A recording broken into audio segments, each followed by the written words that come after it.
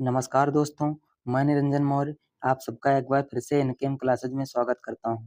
Friends, आज आपको हम पढ़ाएंगे यूपी पुलिस री एग्जाम के लिए जीके जीएस का प्रैक्टिस सेट नंबर 10।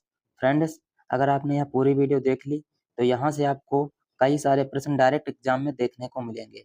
तो फ्रेंड्स, आपसे अनुरोध है कि आप पूरी वीडियो जरूर देखें और अपने दोस्तों के साथ शेयर भी करें ताकि उनके भी प्रश्न सही हो सकें। तो आइए बिना टाइम वेस्ट किए शुरू करते हैं। पहला क्वेश्चन है, जनगणना 2011 के अनुसार उत्तर प्रदेश का समग्र लिंगानुपात क्या है?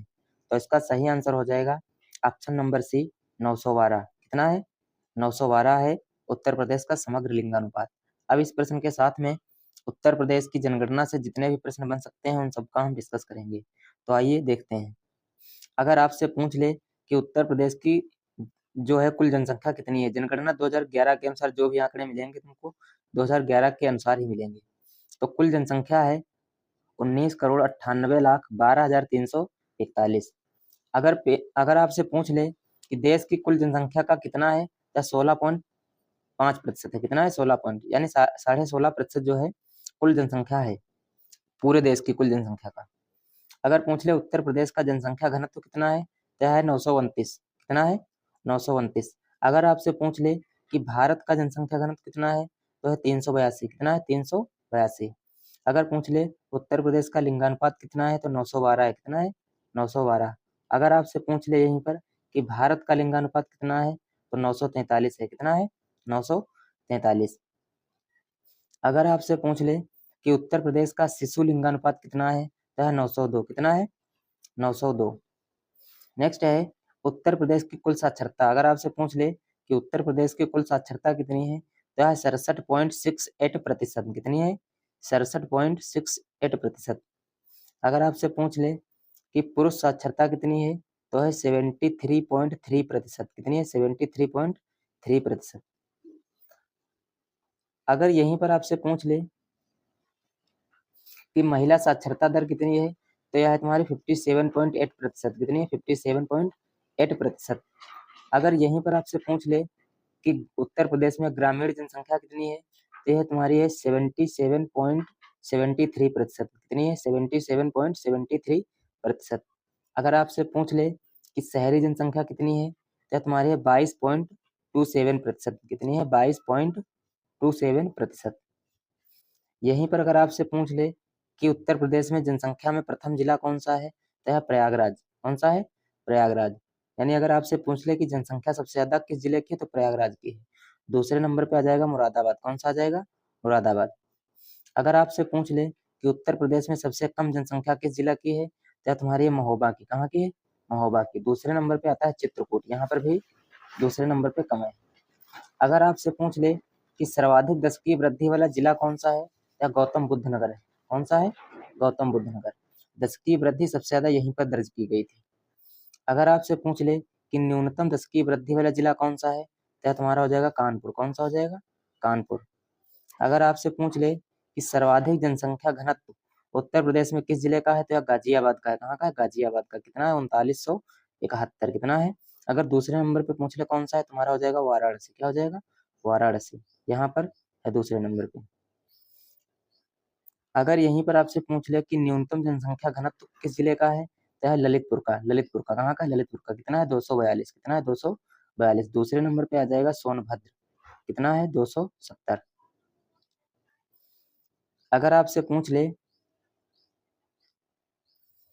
कि सर्वाधिक औसत साक्षरता जो है किस जिले की है, तो यह तुम्हारे गौतम बुद्ध नगर की। कहाँ की है? गौतम बुद्ध नगर की। कितनी है? 80.12%। कितनी है? 80.12%। अगर आपसे पूछ ले कि न्यूनतम साक्षरता कहाँ की है, तो यह तुम्हारे श्रावस्ती की। कहाँ की? श्रावस्ती की। कितनी है? 46.74%। कितनी है? 46.74%। अगर यहीं पर आपसे पूछ ले कि उत्तर प्रदेश का सर्वाधिक लिंगानुपात वाला जिला कौन सा है, तो तुम्हारा हो जाएगा जौनपुर। कौन सा हो जाएगा? जौनपुर। कितना है? 1024 वहां का लिंगानुपात है। यहीं पर अगर आपसे पूछ ले कि उत्तर प्रदेश में सबसे कम कौन से धर्म को मानने वाले लोग रहते हैं, क्या रहते हैं? बौद्ध धर्म को मानने वाले। कौन से धर्म को मानने वाले? बौद्ध धर्म को। कितना रहता है? 0.1%। 0.1%। नेक्स्ट क्वेश्चन है, निम्नलिखित में से कौन फिलीपींस देश की राजधानी है? तो इसका सही आंसर हो जाएगा option number B, Manila. Manila किसकी राजधानी है? फिलीपींस की।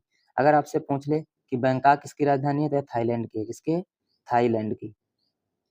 यहीं पर अगर आपसे पूछ ले कि जकार्ता किसकी राजधानी है, तो यह इंडोनेशिया की। किसकी है? इंडोनेशिया की। इंडोनेशिया की। अगर आपसे पूछ ले तेहरान किसकी राजधानी है, तो किसके? ईरान की। किसके? ईरान की राजधानी है तेहरान। अब इस क्वेश्चन के साथ में विश्व के कुछ प्रमुख देशों की राजधानी और मुद्रा के बारे में डिस्कस करेंगे। तो आइए देखते हैं। अगर आपसे पूछ ले मालदीव की राजधानी क्या है, तो मालदीव की राजधानी है माले, मुद्रा चलती है रुपया। अगर आपसे पूछ ले कि साइप्रस की राजधानी क्या है, तो साइप्रस की राजधानी है निकोसिया, मुद्रा चलती है यूरो। अगर यहीं पर आपसे पूछ ले कि कतर की राजधानी क्या है, तो कतर की राजधानी है दोहा, मुद्रा चलती है रियल। अगर आपसे पूछ ले कि अर्मेनिया की राजधानी क्या है, तो इसकी राजधानी है येरेवन, मुद्रा चलती है ड्रम। क्या चलती है? ड्रम। अगर आपसे पूछ ले मंगोलिया है, जो मंगोलिया की राजधानी क्या है, तो इसकी राजधानी है उलन बटोर। क्या है? उलन बटोर, मुद्रा चलती है तुगरुक। अगर आपसे पूछ ले कुवैत की राजधानी क्या है, तो इसकी राजधानी है कुवैत सिटी, मुद्रा चलती है दिनार। अगर यहीं पर आपसे पूछ ले ओमान देश जो है, ओमान की राजधानी क्या है, तो इसकी राजधानी है मस्कट। क्या है? मस्कट, और मुद्रा चलती है रियल। क्या चलती है? रियल। अगर आपसे पूछ ले तुर्कमेनिस्तान, इसकी राजधानी क्या है, तो इसकी राजधानी है एशगबत। क्या है? एशगबत, मुद्रा चलती है मनत। अगर आपसे यहीं पर पूछ ले कि लेबनान की राजधानी क्या है, तो इसकी राजधानी है बेरूत। क्या है? बेरूत, मुद्रा चलती है पाउंड। यहाँ पे कौन चलती है? पाउंड। नेक्स्ट है, अगर आपसे पूछ ले इजराइल की राजधानी क्या है, तो इसकी राजधानी है यरूशलेम। क्या है? जेरूशलेम, मुद्रा चलती है न्यू शकेल। क्या चलती है? न्यू शकेल। अगर आपसे पूछ ले कि ताजिकिस्तान की राजधानी क्या है, तो इसकी राजधानी है दुशानबे। क्या है? दुशानबे, मुद्रा चलती है सोमोनी। सोमोनी, क्या चलती है? सोमोनी। अगला है, अगर आपसे पूछ ले अजरबैजान की राजधानी क्या है, तो इसकी राजधानी है बाकू। क्या है? बाकू, मुद्रा चलती है यहाँ पर मनत। कौन सी चलती है? मनत। अगर आपसे पूछ ले कंबोडिया जो देश है, इसकी राजधानी क्या है, तो इसकी राजधानी है नामफेन। क्या है? नामफेन, मुद्रा चलती है रियल। अगर आपसे पूछ ले सीरिया की राजधानी क्या है, तो सीरिया की राजधानी है डोमास्कस। क्या है? डोमास्कस, मुद्रा चलती है यहाँ पर पाउंड। अगर आपसे पूछ ले उत्तर कोरिया की राजधानी क्या है, तो यहाँ की राजधानी है प्योंगयान। क्या है? प्योंगयान, मुद्रा चलती है यहाँ पे वान। क्या चलती है? वान। अगर आपसे पूछ ले कि नेपाल की राजधानी क्या है, तो इसकी राजधानी है काठमांडू। क्या है? काठमांडू, मुद्रा क्या चलती है? रुपया चलती है यहाँ पर। अगला है, अगर आपसे पूछ ले मलेशिया की राजधानी क्या है, तो इसकी राजधानी है कुआलालंपुर। क्या है? कुआलालंपुर, मुद्रा चलती है यहाँ पर रिंगिट। क्या चलती है? रिंगिट। अगर आपसे पूछ ले कि सऊदी अरब की राजधानी क्या है, तो इसकी राजधानी है रियाद, मुद्रा यहाँ पर चलती है रियाल। अगर आपसे पूछ ले कि दक्षिण कोरिया की राजधानी क्या है, तो इसकी राजधानी है सियोल। क्या है? सियोल, मुद्रा चलती है यहाँ पर वॉन। नेक्स्ट है, अगर आपसे पूछ ले ईरान की राजधानी क्या है, तो इसकी राजधानी है तेहरान। क्या है? तेहरान, मुद्रा यहाँ पर चलती है तोमान। तोमान मुद्रा जो है इसकी भी जल्दी में ही बदली गई है 1-2 साल पहले। नेक्स्ट क्वेश्चन है, भारत में राष्ट्रीय एकता दिवस किस तारीख को मनाया जाता है? तो इसका सही आंसर हो जाएगा ऑप्शन नंबर ए, 31 अक्टूबर। कब मनाया जाता है?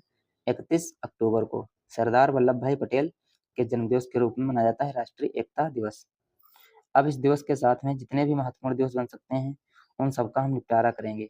तो आइए देखते हैं।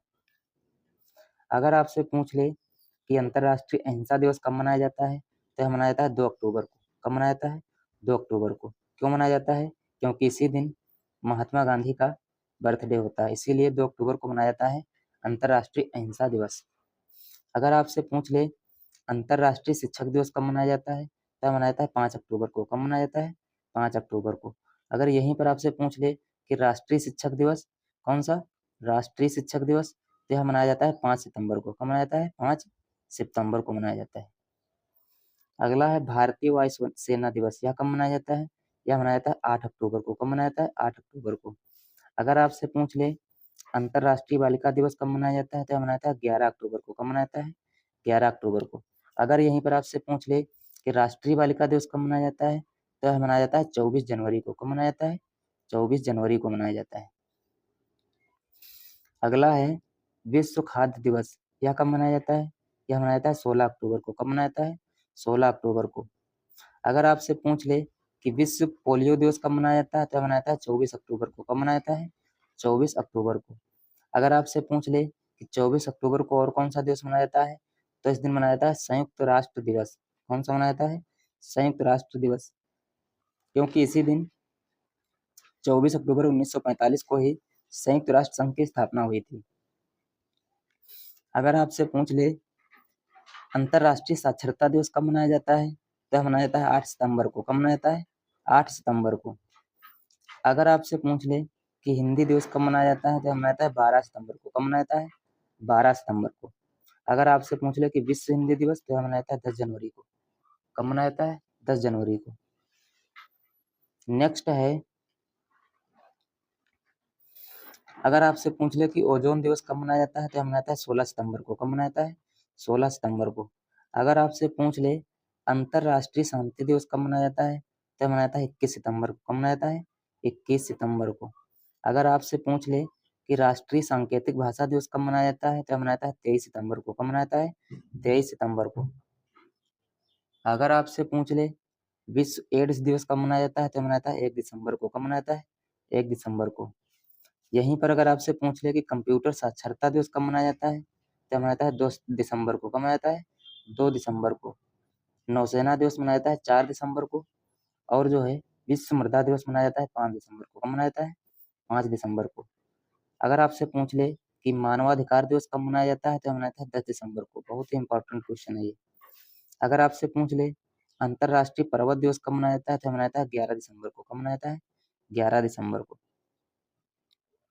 अगर आपसे पूछ ले राष्ट्रीय किसान दिवस कब मनाया जाता है, तो यह मनाया जाता है 23 दिसंबर को। कब मनाया जाता है? 23 दिसंबर को। नेक्स्ट क्वेश्चन है,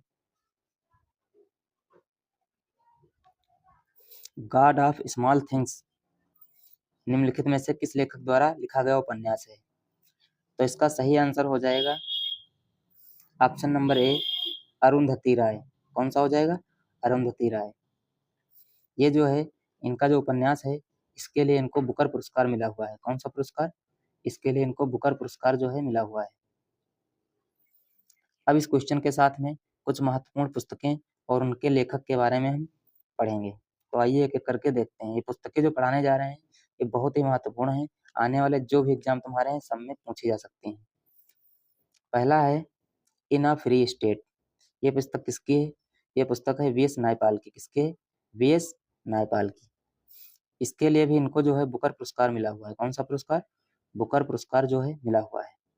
अगली पुस्तक है द इनहेरिटेंस ऑफ लॉस। ये पुस्तक किसकी है? यह किरण देसाई की पुस्तक है। इसके लिए भी इनको जो है बुकर पुरस्कार मिला हुआ है। अगली पुस्तक है द व्हाइट टाइगर। ये किसकी पुस्तक है? ये अरविंद अडिगा की पुस्तक है। किसकी? अरविंद अडिगा की। इसके लिए, इस पुस्तक के लिए भी इनको जो है बुकर पुरस्कार मिला हुआ है। अगली पुस्तक है टॉम्ब ऑफ सैंड, रेत की समाधि। ये पुस्तक है गीतांजलि श्री की। किसके? गीतांजलि श्री की। 2022 में इस पुस्तक के लिए इनको अंतरराष्ट्रीय बुकर पुरस्कार जो है मिला था। अगली पुस्तक है यामा। किसकी है? महादेवी वर्मा की। 1982 में हिंदी में ज्ञानपीठ पुरस्कार जो है इस पुस्तक के लिए इनको मिला हुआ है। अगली पुस्तक है मिडनाइट चिल्ड्रेन। किसकी पुस्तक है? सलमान रुश्दी की पुस्तक है। ये एक इंडियन अमेरिकन व्यक्ति हैं। 1981 में इस पुस्तक के लिए इनको भी बुकर पुरस्कार मिला हुआ है। नेक्स्ट पुस्तक है ग्रीमस। किसकी है पुस्तक ये भी तुम्हारी पुस्तक है सलमान रुश्दी की। किसकी है? सलमान रुश्दी की। अगर पूछ ले सेम एक पुस्तक है, ये भी सलमान रुश्दी की पुस्तक है। अगर आपसे पूछ ले कि द गोल्डन हाउस किसकी पुस्तक है, यह भी सलमान रुश्दी की पुस्तक है। ये जितनी भी पुस्तकें हैं बहुत ही इंपॉर्टेंट है, वेरी वेरी इंपॉर्टेंट पुस्तकें हैं ये। अगला है मेलुहा के मृत्युंजय। यह पुस्तक किसकी है? ये अमिश त्रिपाठी की पुस्तक है। किसकी है? अमिश त्रिपाठी की। अगला है इक्ष्वाक के वंशज। यह किसकी पुस्तक है? ये भी अमिश त्रिपाठी की पुस्तक है। किसकी है? अमिश त्रिपाठी की। अगली एक पुस्तक है जो बहुत ही इंपॉर्टेंट पुस्तक है, Sita the warrior of Mithila. यह किसकी पुस्तक है? यह भी पुस्तक है अमिश त्रिपाठी की। किसकी है? अमिश त्रिपाठी की। नेक्स्ट पुस्तक है an era of darkness the British empire in India. यह किसकी पुस्तक है? यह पुस्तक है शशि थरूर की। किसकी है? शशि थरूर की। बहुत ही इंपॉर्टेंट पुस्तक है। अगला है व्हाई आई एम हिंदू। ये भी तुम्हारी शशि थरूर की पुस्तक है। किसके? शशि थरूर की। नेक्स्ट है द पैराडॉक्सिकल प्राइम मिनिस्टर। ये भी तुम्हारी किसकी पुस्तक है? शशि थरूर की। किसकी? शशि थरूर की। नेक्स्ट है Nehru the invention in India. ये भी पुस्तक किसकी है? शशि थरूर द्वारा लिखित पुस्तक है ये। अगर आपसे पूछ ले कि सेवा सदन, प्रेमाश्रम, रंगभूमि, निर्मला, गबन, कर्मभूमि, गोदान, ये सभी किसकी पुस्तकें हैं? तो ये तुम्हारी सभी मुंशी प्रेमचंद की। किसके हैं? मुंशी प्रेमचंद द्वारा लिखित उपन्यास हैं सभी ये। फ्रेंड्स, अगर यह वीडियो पसंद आई है तो ज़्यादा से ज़्यादा लोगों के पास शेयर करें और चैनल भी सब्सक्राइब करें। धन्यवाद।